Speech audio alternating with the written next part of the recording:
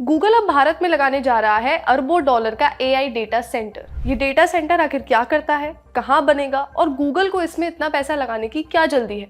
सुन के लग रहा होगा कि मैं ये क्या बोल रही हूँ, लेकिन यही डेटा सेंटर्स हैं जिसकी वजह से आप गूगल सर्च करते हैं, ऐप डाउनलोड करते हैं, चैट जीपीटी से अपने मन की बातें करते हैं, आदि इत्यादि। और इस बिजनेस में एंट्री हो चुकी है अडानी की। अंबानी पहले से मैदान में है, तो क्या डेटा सेंटर नया तेल का कुआं बनने वाला है? साथ ही देखेंगे कि आईएमएफ ने भारत की जीडीपी ग्रोथ को लेकर क्या नया बयान दिया है। जीडीपी ग्रोथ बोले तो देश के आर्थिक तरक्की करने की स्पीड। तो चलिए शुरू करते हैं। नमस्ते, मेरा नाम है श्रुति और आप देख रहे हैं ललन टॉप का डेली फाइनेंशियल बुलेटिन खर्चा पानी। गूगल भारत में एक एआई यानी आर्टिफिशियल इंटेलिजेंस डेटा सेंटर बनाने जा रहा है। गूगल की तरफ से जारी प्रेस रिलीज में बताया गया है कि गूगल का ये अमेरिका के बाहर अब तक का सबसे बड़ा डेटा सेंटर होगा। ये डेटा सेंटर आंध्र प्रदेश के पोर्ट सिटी के रूप में मशहूर हो चुके विशाखापट्टनम में बनेगा। गूगल इस डेटा सेंटर हब में करीब 1,32,000 करोड़ रुपए का निवेश करेगा। ये डेटा सेंटर लगभग 2030 तक तैयार हो जाएगा। गूगल क्लाउड के सीईओ थॉमस कुरियन का कहना है ये सबसे बड़ा एआई हब है जिसमें हम अमेरिका के बाहर दुनिया में कहीं भी निवेश करने जा रहे हैं। ये गूगल के 12 देशों में फैले एआई सेंटर के ग्लोबल नेटवर्क का हिस्सा होगा। गूगल ने यह भी बताया कि ये सब दुनिया के सबसे एनर्जी एफिशिएंट डेटा सेंटर्स में से एक होगा। पर ये डेटा सेंटर क्या होता है? सोचिए, आपके फ़ोन में कितनी सारी चीज़ें हैं, photo, video, game, Google search, YouTube, video, chats. अब दुनिया में करोड़ों लोग हर सेकंड ये सब यूज़ करते हैं। इतना सारा डेटा यानी इतनी सारी जानकारी किसी ना किसी जगह तो रखनी पड़ती है, राइट? बस वही जगह होती है डेटा सेंटर। जैसे स्कूल में होती थी एक बड़ी सी लाइब्रेरी जहाँ सारी किताबें सहेज कर रखी जाती थी, वैसे ही डेटा सेंटर एक डिजिटल लाइब्रेरी है। यहाँ दुनिया के कंप्यूटर्स के अंदर भरा हुआ डेटा रखा रहता है। इन डेटा सेंटर्स में हज़ारों लाखों कंप्यूटर होते हैं जो दिन रात चालू रहते हैं ताकि जब हम कुछ सर्च करें, कोई वीडियो देखना चाहे, फोटो भेजना चाहे, वो कुछ ही सेकंड में खुल जाए। ऐसे ही आप जब चैट जीपीटी, परप्लेक्सिटी जैसे दूसरे टूल्स यूज़ करके जिबली आर्ट बनवाते हैं या बॉस को छुट्टी के लिए भेजने वाला ईमेल लिखवा रहे होते हैं, तो यही डेटा सेंटर्स आपकी मदद करते हैं। अब जानते हैं कि इसमें अडानी का क्या रोल है। इस डेटा सेंटर को बनाने के लिए गूगल ने अडानी ग्रुप के साथ साझेदारी की है। अडानी कॉनएक्स नाम की एक कंपनी है जो इस प्रोजेक्ट को बनाएगी। अडानी कॉनएक्स कंपनी अडानी ग्रुप और अमेरिका की data centre operator company H Conex के बीच बना एक जॉइंट वेंचर है। ये साझेदारी साल 2021 में की गई थी। इस जॉइंट का मुख्य उद्देश्य भारत में बड़े और आधुनिक डेटा सेंटर नेटवर्क विकसित करना है। भारतीय एयरटेल भी इस एआई डेटा सेंटर में सहयोग करेगी। अब समझते हैं कि इस एआई डेटा सेंटर हब से हमारा आपका क्या फायदा हो सकता है। इससे भारत की तेजी से बढ़ती डिजिटल ज़रूरतों को पूरा करने में मदद मिलेगी। देश में इंटरनेट कनेक्टिविटी और मजबूत होगी। ये एक सब सी गेटवे होगा। सब सी मतलब समुद्र के नीचे बने ट्रांसमिशन लाइन्स। ट्रांसमिशन लाइन समझे तो जैसे बिजली के तार होते हैं वैसे होते हैं, एक जगह आकर मिलते हैं, वहाँ इंटरनेट की बहुत हलचल होती है। मुंबई और चेन्नई ऐसे कुछ शहर हैं जहाँ बहुत सारे केबल आकर मिलते हैं। ऐसा इसलिए क्योंकि वहाँ पर जॉब्स और टेक्नोलॉजी का भरपूर कामकाज होता है। तो इन्हीं केबल्स के लिए एक दूसरे रास्ते बनाए जाएंगे क्योंकि इन केबल से ही तो डेटा सेंटर बनेगा। इसका मतलब है कि अगर किसी एक जगह तकनीकी दिक्कत आती है तो इंटरनेट ट्रैफिक दूसरे रास्तों से आसानी से चल सकेगा, जिससे नेटवर्क और मजबूत बनेगा। गूगल की पेरेंट कंपनी अल्फाबेट के सीईओ सुंदर पिचाई ने एक्स पर एक पोस्ट में बताया कि इसके जरिए गूगल अपनी बेहतरीन तकनीक भारत की कंपनियों और लोगों तक पहुंचाएगा, जिससे देश में एआई से जुड़ी नई रिसर्च और डेवलपमेंट को रफ्तार मिलेगी। प्रधानमंत्री नरेंद्र मोदी ने पिचाई की पोस्ट का जवाब देते हुए कहा कि यह बड़ा निवेश भारत के विकसित भारत के विजन से जुड़ा हुआ है।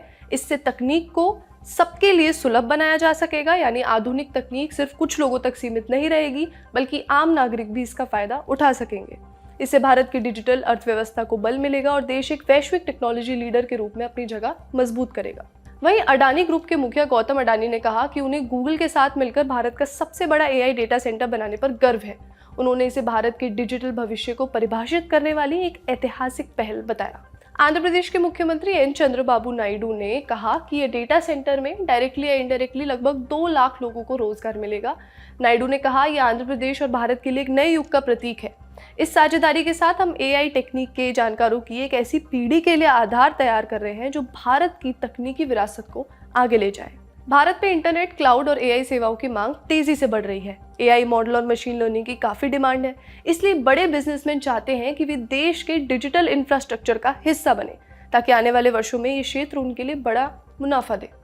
इसलिए देश के बिजनेसमैन एआई में अपना निवेश बढ़ा रहे हैं। इसके अलावा मुकेश अंबानी की कंपनी रिलायंस जियो मतलब फेसबुक की पेरेंट कंपनी मेटा और गूगल के साथ गुजरात के जामनगर में एआई डेटा सेंटर बना रहे हैं। वहीं अब गौतम अडानी भी इस कारोबार में उतर गए हैं। इस तरह से आप देखें तो भारत के दो बड़े कारोबारी घरानों के बीच इस सेक्टर में भी अंबानी वर्सेस अडानी जैसा माहौल दिख सकता है। इस बारे में एक्सपर्ट को सुनते हैं। डेटा सेंटर्स बहुत कैपिटल इंटेंसिव बिजनेसेस हैं, मगर लुक्रेटिव भी हो सकते हैं। इसके वजह से जो भी बिजनेसमैन होते हैं जिनके डीप पॉकेट्स होते हैं, जैसे अदानी या अंबानी, उनके लिए ज़्यादा इंसेंटिव और ज़्यादा एक्सेसिबल होता है मार्केट एंट्री करने के लिए, क्योंकि वैसे भी वो ज़्यादातर कैपिटल, उनके पास एक्सपीरियंस है कैपिटल इंटेंसिव बिजनेसेस के साथ। वर्टिकल सिनर्जीज हैं, क्योंकि दोनों नॉट ओनली एनर्जी में इन्वॉल्व है, मगर ग्रीन एनर्जी में भी इन्वॉल्व है। तो क्या पता कि थोड़ा वर्टिकल इंटीग्रेशन उनके ग्रीन एनर्जी इन्वेस्टमेंट्स को भी रैशनलाइज करवा पाए।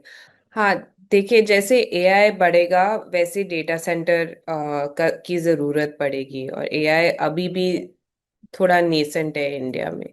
तो जैसे एआई यूसेज बढ़ेगा और जैसे एआई डेवलपमेंट बढ़ेगा, फिर नेचुरली डेटा सेंटर का रिक्वायरमेंट बढ़ेगा। तो it is likely to grow, yes. लेकिन ये कंपटीशन सिर्फ भारत के कारोबारी घरानों तक सीमित नहीं है। जानकारों का कहना है कि भारत में तेजी से डेटा सेंटर के विकास से चीन भी गहरी सोच में पड़ सकता है। अब तक एशिया में चीन, सिंगापुर और हांगकांग बड़े डेटा सेंटर हब माने जाते थे। कई वैश्विक कंपनियां वहीं से अपनी क्लाउड और डिजिटल सेवाएं चलाती थी, लेकिन अब अगर भारत इस गीगावाट के लेवल का डेटा सेंटर बनाता है तो गूगल जैसी कंपनियां यहाँ एआई हब स्थापित करती हैं, तो धीरे धीरे भारत एशिया का नया डिजिटल गेटवे बन सकता है। क्या भारत अब एशिया का सबसे तेजी से बढ़ता डेटा सेंटर हब बनने जा रहा है? इसे हम एक्सपर्ट से समझते हैं। बहुत अच्छी खबर है। इट कंफर्म्स कि इंडिया बहुत इम्पोर्टेंट मार्केट है और ग्रोइंग मार्केट है। ताइवान ने बहुत लॉन्ग टर्म इन्वेस्टमेंट किया है चिप डेवलपमेंट में, क्योंकि एंड दैट इज़ वाई वो इतने आगे बढ़ गए हैं दूसरे देशों से। सिमिलरली चाइना में बहुत लॉन्ग टर्म इन्वेस्टमेंट हो रहा है एआई में। इंडिया में आई वुड से अभी शुरुआत हुई है। तो आई थिंक हमें बस देखना चाहिए कि हाउ डज इट डेवलप। हमारे पास बहुत सारे लॉज हैं जो अभी इन्फोर्स हैं या इम्प्लीमेंट होने वाले हैं, जैसे डेटा वो digital personal data protection act. और वो हमारे एआई डेवलपमेंट के लिए चीन को कितनी टक्कर मिलेगी वो मुश्किल है बोलना, क्योंकि काफी टाइम जो इंफॉर्मेशन आता है मार्केट्स के बारे में चाइना से, वो वो थोड़ा ओपेक है about information, true information on the ground. अब एक और ज़रूरी खबर की बात।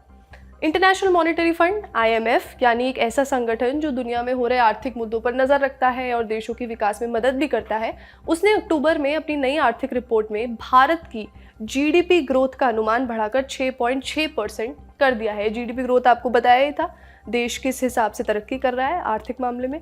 यह वित्त वर्ष साल 2025 के लिए 20 बेसिस पॉइंट ज़्यादा है। वहीं IMF ने अगले साल यानी साल 2026 के लिए भारत की वृद्धि दर यानी ग्रोथ को घटाकर 6.2% कर दिया है। इस साल की ग्रोथ रेट बढ़ने का कारण यह बताया है कि साल के पहले क्वार्टर 1 अप्रैल 2025 से 30 जून 2025 के बीच यानी क्वार्टर फर्स्ट में मजबूत प्रदर्शन हुआ, जिससे जुलाई के बाद अमेरिकी राष्ट्रपति डोनाल्ड ट्रंप द्वारा लगाए गए टैरिफ के असर को भारत ने अच्छी तरह से संतुलित कर लिया था। जून में भारत की GDP पिछले 5 क्वार्टर्स में सबसे ज्यादा थी, 7.8%। वहीं IMF ने अपने नए वर्ल्ड इकोनॉमिक आउटलुक में वैश्विक अर्थव्यवस्था के लिए GDP ग्रोथ को 3.2% रहने का अनुमान जताया है।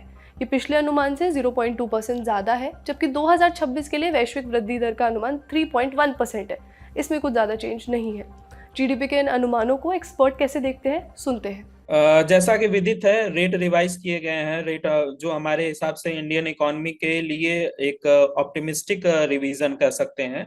वह ये शो करता है कि जो Q1 हमारा क्वार्टर रहा है वो हमारे लिए बहुत ही अच्छा रहा है। उसमें आप देखेंगे रेट वाइज तो हमारे जो मैन्युफैक्चरिंग, कंस्ट्रक्शन और सर्विस सेक्टर ने अच्छा परफॉर्म किया है। डोमेस्टिक डिमांड भी हमारी, जो कि कंजम्पशन ड्रिवन इकोनॉमी है, इसलिए उस पर हमारा अच्छा असर पड़ा है।